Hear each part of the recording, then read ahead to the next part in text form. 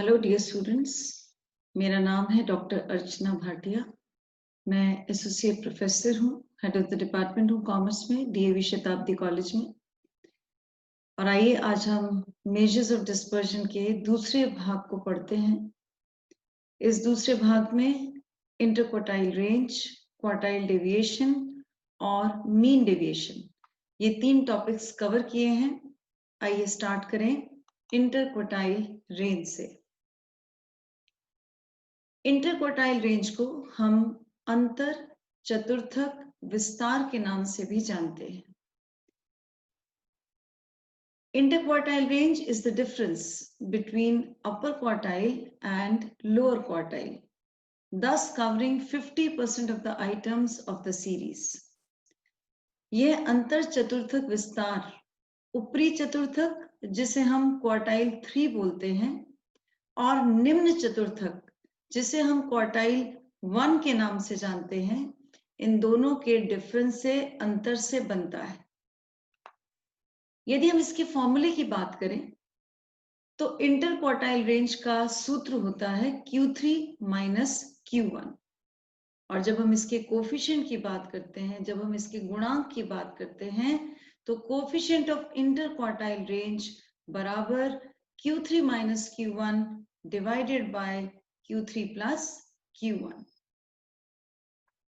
Interquartile range को यदि हम पहले भाग में रेंज से कंपेयर करें तो रेंज में केवल हम सबसे छोटी और सबसे बड़ी, ये 2 वैल्यूज को ही देखते थे, स्मॉलेस्ट और लार्जेस्ट को।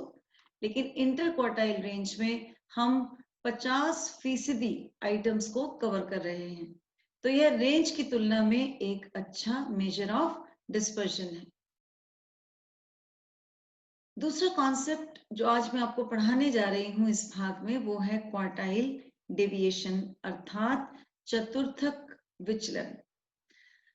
क्वार्टाइल डेविएशन जो होता है उसे हम सेमी इंटर क्वार्टाइल रेंज भी बोलते हैं। यदि हम इंटर क्वार्टाइल रेंज के सूत्र को 2 से डिवाइड कर दे तो हमारे पास क्वार्टाइल डेविएशन का फॉर्मूला आता है। इसका मतलब ये निकला कि quartile deviation is the average of the difference between 2 extreme quartiles of the series. ये इसके फॉर्मूलेस हैं। क्वार्टाइल डेविएशन का पहला फॉर्मूला, जिसे हम निरपेक्ष माप भी बोल सकते हैं, जिसे हम एब्सोल्यूट डिस्पर्जन भी बोल सकते हैं, वह है Q3 minus Q1 divided by 2। और यदि इसके कोफिशिएंट की बात करें, गुणांक की बात करें, तो यह है Q3 minus Q1 divided by Q3 plus Q1। और इसमें मैं दोबारा रिपीट कर रही हूं कि Q3 अपर क्वार्टाइल है, जिसे हम ऊपरी चतुर्थक बोलते हैं, और Q1 लोअर क्वार्टाइल है, जिसे हम निम्न चतुर्थक कहते हैं। आइए अब एग्जाम्पल्स के माध्यम से हम इस कॉन्सेप्ट को और अच्छे से समझने की कोशिश करें। ये पहला एग्जाम्पल है, इसमें हमें IQR, इंटरक्वार्टाइल रेंज और क्वार्टाइल डेविएशन निकालनी है। जैसे ही मैंने एग्जाम्पल पढ़ा, मैंने अपने आप को बताया कि यह इंडिविजुअल सीरीज है। इस इंडिविजुअल सीरीज में ये जो डेटा पॉइंट्स हैं, ये ऑर्गेनाइज नहीं है किसी भी ऑर्डर में। तो जब मैं इस न्यूमेरिकल को सॉल्व करना शुरू करूंगी,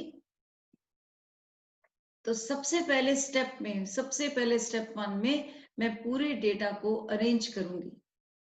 डेटा को मैं असेंडिंग ऑर्डर में भी अरेंज कर सकती हूँ, डेटा को मैं डिसेंडिंग ऑर्डर में भी अरेंज कर सकती हूँ। तो यहाँ पे मैंने डेटा पॉइंट्स को असेंडिंग ऑर्डर में अरेंज किया। असेंडिंग ऑर्डर में अरेंज करने के बाद दूसरे स्टेप पर मैं इन डेटा पॉइंट्स को देखूंगी कि टोटल नंबर ऑफ आइटम्स कितने हैं, और मैंने इसको कैलकुलेट किया 1 2 3 4 5 6 7 8 9 10 और 11। अब यहाँ पे टोटल नंबर ऑफ आइटम्स 11 है, अर्थात ऑड नंबर में है। तो जैसा मैंने chapter measures of central tendency में पार्टीशन वैल्यूज में पढ़ा था, उस हिसाब से यहाँ पे क्वार्टाइल 1 को निकालने का फॉर्मूला होगा size of n+1 divided bye 4th item. तो यहाँ पे मैंने n को 11 लिखा, 11 जमा 1/4 यानी ये तीसरा आइटम। तो क्वार्टाइल 1 यानी जो मेरे पास निम्न क्वार्टाइल है वो यहाँ पे मेरे पास आइटम होगा थर्ड, यानी 1 2 3। तो Q1 इज इक्वल टू 12। अब इसी ऑर्डर को देखते हुए मैं क्वार्टाइल थर्ड निकालूंगी। तो क्वार्टाइल थर्ड निकलेगा size of thrice of n+1 divided by fourth item, अर्थात साइज ऑफ नाइन्थ आइटम। उस सेट के अंदर जो नाइन्थ आइटम है वो है 23। अब मैंने क्वार्टाइल 1 भी निकाल लिया, जिसे मैंने निम्न चतुर्थक के नाम से जाना। मैंने क्वार्टाइल थर्ड भी निकाल लिया, जिसे मैंने ऊपरी चतुर्थक के नाम से जाना।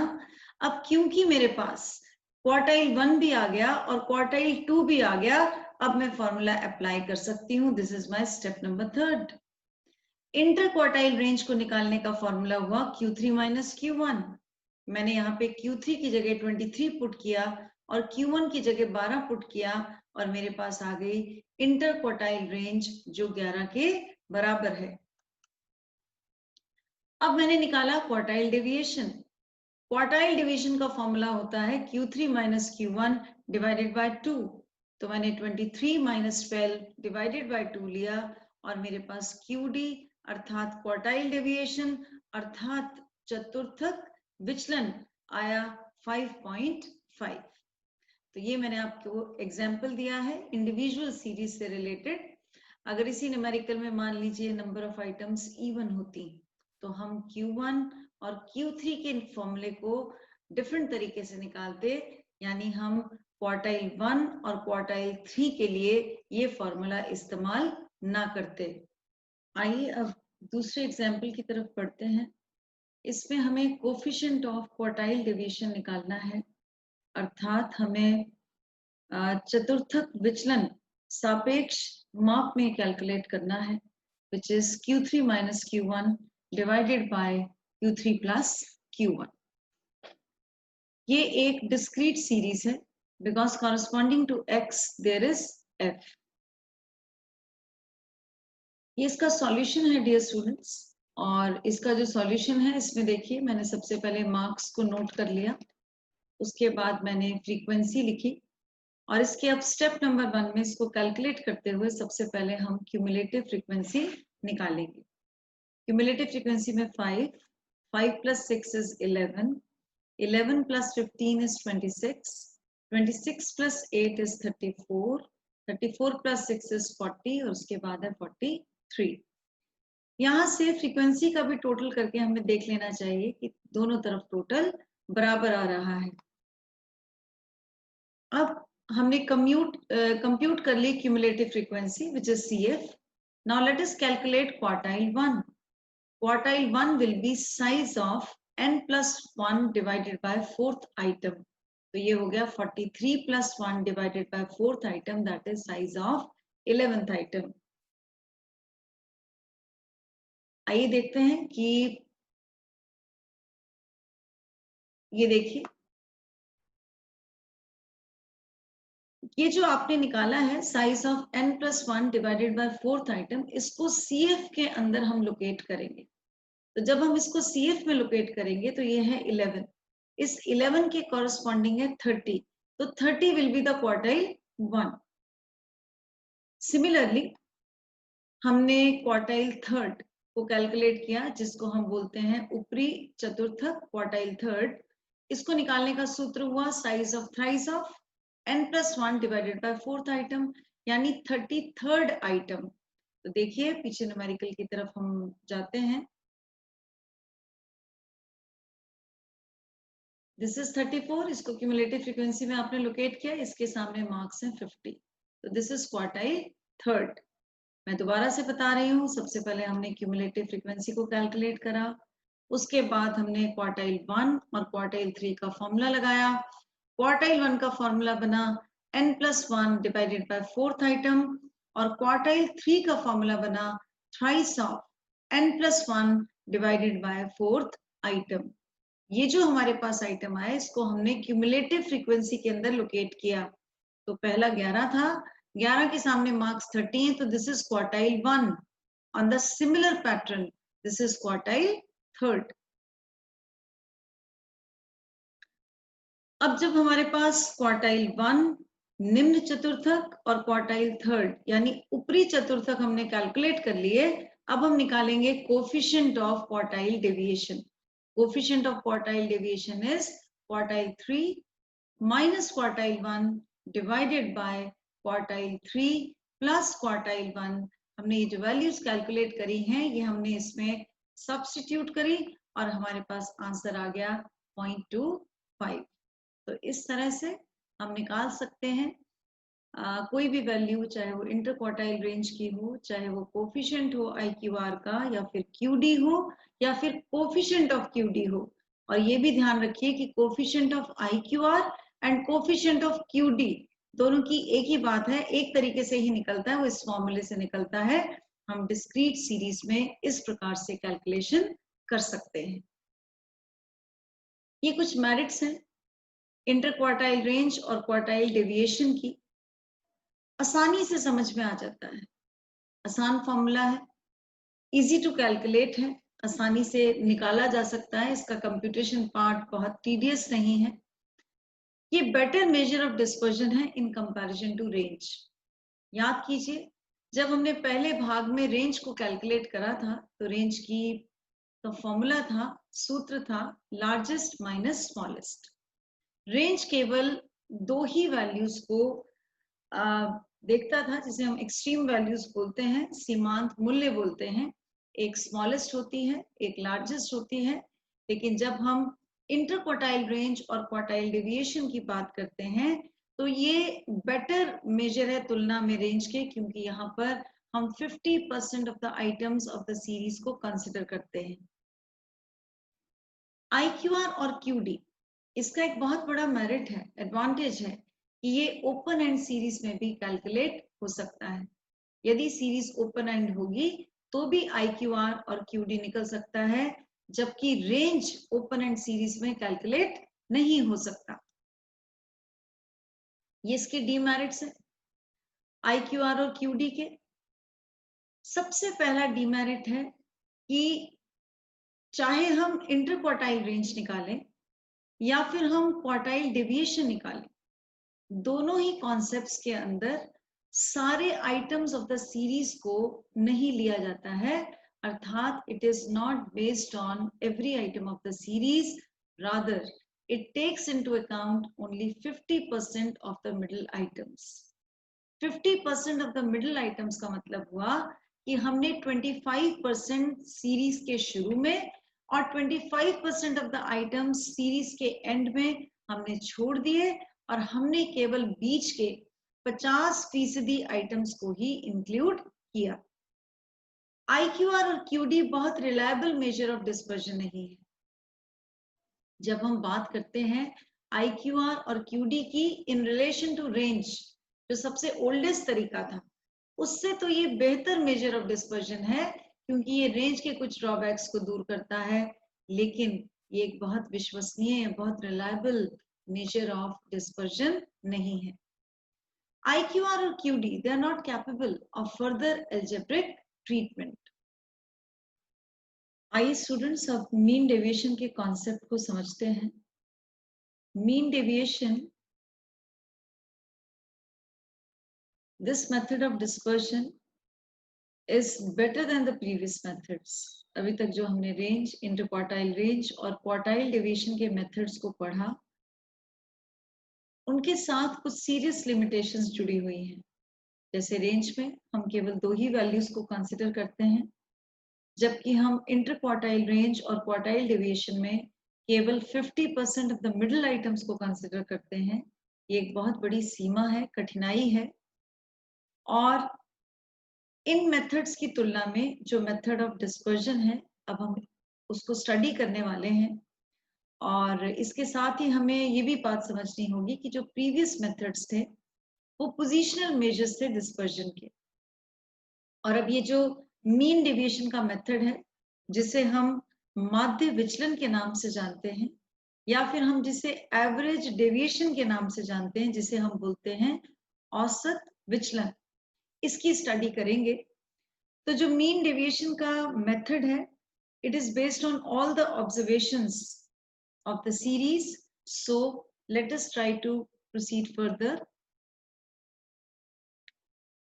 जब हम मीन डेविएशन निकालते हैं, अर्थात जब हम माध्य विचलन निकालते हैं या औसत विचलन निकालते हैं, तो मीन डेविएशन हम मीन से भी निकाल सकते हैं, एक्स बार से भी निकाल सकते हैं, मीडियन से भी निकाल सकते हैं, एम से भी निकाल सकते हैं और मोड से भी निकाल सकते हैं, जिसे हम जेड बोलते हैं. लेकिन जब भी हम मीन डेविएशन निकालते हैं तो जनरली ऐसा देखा जाता है कि मीडियन से निकालना प्रेफर करना चाहिए. इसको हमें ज्यादा प्रेफरेंस देनी चाहिए, क्योंकि जब हम मीन डेविएशन को मीडियन से निकालते हैं तो sum of the deviations of the items from median is minimum when we ignore the signs. Mean deviation में हम अलजेब्रिक साइन को इग्नोर करते हैं, मॉड्यूलस में लेते हैं. मॉड्यूलस में लेने से जो नेगेटिव आइटम्स हैं वो भी पॉजिटिव हो जाते हैं. और जब हम इसका समेशन लेते हैं तो यदि हमने मीडियन से डेविएशन ली है तो यहाँ पर वो मिनिमम आता है समेशन. इसीलिए मीन डेविएशन को मीडियन से निकालना प्रेफर किया जाता है. आइए कुछ एग्जांपल्स ले लेते हैं. इस एग्जांपल में हमें मीन डेविएशन को मीन से और मीडियन से कैलकुलेट करना है. ये जो सीरीज है ये इंडिविजुअल सीरीज है. इस इंडिविजुअल सीरीज में सबसे पहले हम मीन डेविएशन मीन से निकालेंगे और उसके बाद हम मीन डेविएशन मीडियन से निकालेंगे. इस स्लाइड को ध्यान से देखिए.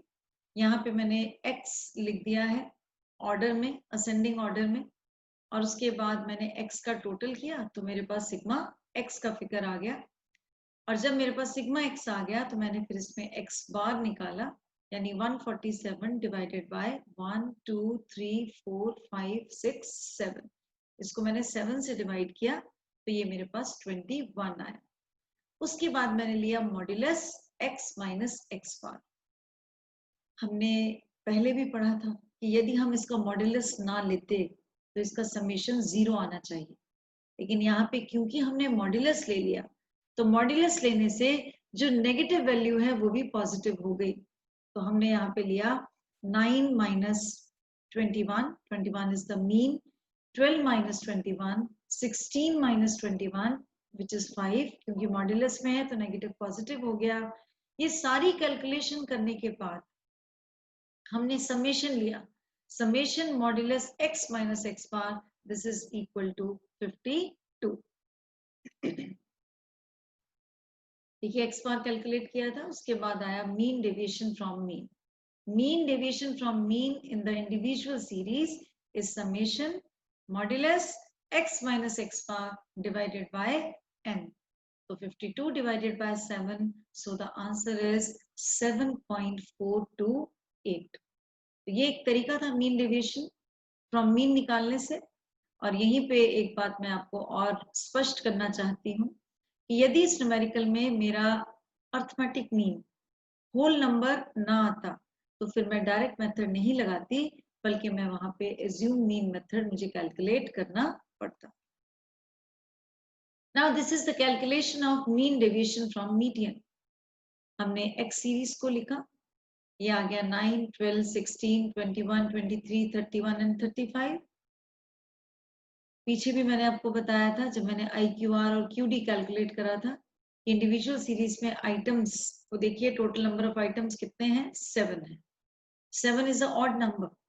7 इज अ ऑड नंबर, तो यहाँ पे median was 7 plus 1 divided by 2, that is 4th item.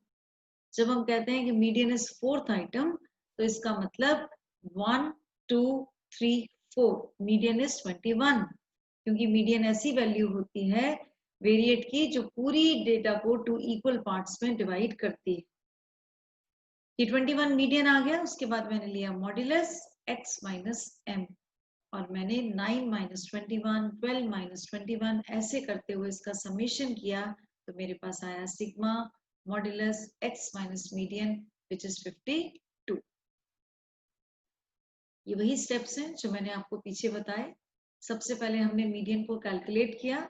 Median is size of n plus 1 divided bye 2th item, अर्थात साइज ऑफ 4th आइटम जो 21 के बराबर आया उसके बाद ये फॉर्मूला है mean deviation from median. This formula is summation modulus x minus m whole divided by n. अब यहाँ पे हम बात कर रहे हैं कंप्यूट करने की mean deviation from median in case of continuous series. ये देखिए ये डेटा कंटिन्यूअस है और इसके सामने हमें नंबर ऑफ पर्संस गिवन है और ये एक शीट मैंने बनाई है आपको समझाने के लिए कि मीन डेविएशन फ्रॉम मीडियन किस प्रकार निकलता है. ये हमारे पास कॉन्टिन्यूअस सीरीज है जिसके कॉरस्पॉन्डिंग हमारे पास फ्रीक्वेंसी है. सबसे पहले हमने क्यूमुलेटिव फ्रीक्वेंसी को कैलकुलेट किया. क्यूमुलेटिव फ्रीक्वेंसी को जब हमने कैलकुलेट किया तो सबसे पहले आया 2, फिर आया 5, 5 plus 6 is 11, 11 plus 10 is 21, 21 plus 4 is 25, 25 plus 2 is 27. ये क्यूमुलेटिव फ्रीक्वेंसी हमने कैलकुलेट कर ली. फिर हमने मिडिल वैल्यूज ली. 20 plus 25 डिवाइडेड बाय 2 is 22.5. ये सारी हमने मिडिल वैल्यू ले ली और आइए अब देखते हैं कि हमने मीडियन कैसे कैलकुलेट किया. मीडियन कैलकुलेट करने के लिए हमने n/2 लिया. ये कंटिन्यूअस सीरीज है. 27 था. 27 डिवाइडेड बाय 2 इज 13.5. इसमें देखिए ये जो आपका मीडियन यहाँ पर आया इसमें 13.5 यानी 13.5 आइटम आपको इसमें लेना था. 13.5 को क्यूमुलेटिव फ्रीक्वेंसी के अंदर अब आप लोकेट कीजिए कि क्यूमुलेटिव फ्रीक्वेंसी में 13.5 कहाँ पे आएगा. 13.5 आएगा इसमें. No no no and yes. 13.5 के कॉरस्पॉन्डिंग आपके पास ये क्लास आई 35 to 40. So this becomes the median class. ये आपके पास मीडियन क्लास आ गई. अब आपने 35 to 40 को आपने मीडियन क्लास लिया और आपने मीडियन का फॉर्मूला जो हम कंटिन्यूअस सीरीज में यूज करते हैं उसमें आपने आइटम्स पुट किए. मीडियन निकालने का फॉर्मूला होता है L1 प्लस I/F ब्रैकेट में n/2 माइनस CF. तो लोअर लिमिट क्या हुई 35. n/2 आपने क्या कैलकुलेट किया 13.5 और इस ये जो मीडियन क्लास थी इसमें cumulative frequency preceding the median class हुआ 11 और frequency of the median class यहाँ पे हुई 10. दोबारा देखिए ये हमारी मीडियन क्लास है 35 से लेकर 40 तक और मीडियन को कंटिन्यूअस सीरीज में निकालने का हमारा सूत्र है L1 plus I/F bracket n/2 minus C. तो यहाँ पे lower limit is 35. Frequency of the median class is 10. Cumulative frequency preceding the median class is 11. हम ये सारी वैल्यूज को इसमें पुट किया इस फॉर्मूले में और विड्थ ऑफ द क्लास 5 थी. 20 to 25, 25 to 30. तो यहाँ पे हमारे पास मीडियन आ गया 36.25.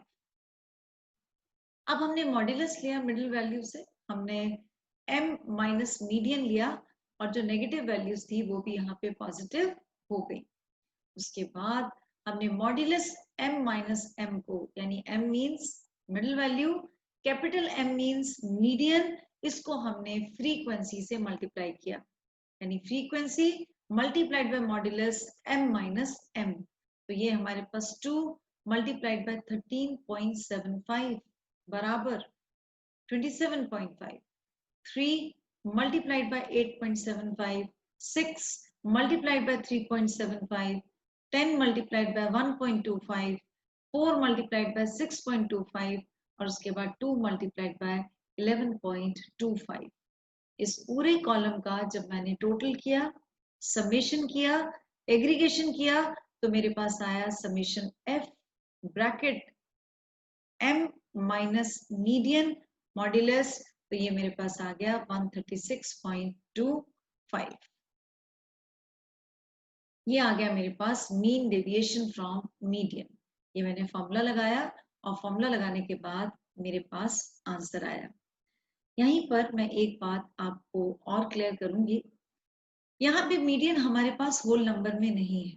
ये फॉर्मूला मैंने दो पर्पज से लिया है, एक समझाने के पॉइंट ऑफ व्यू से और दूसरा यहाँ पे मीडियन हमारे पास होल नंबर नहीं है।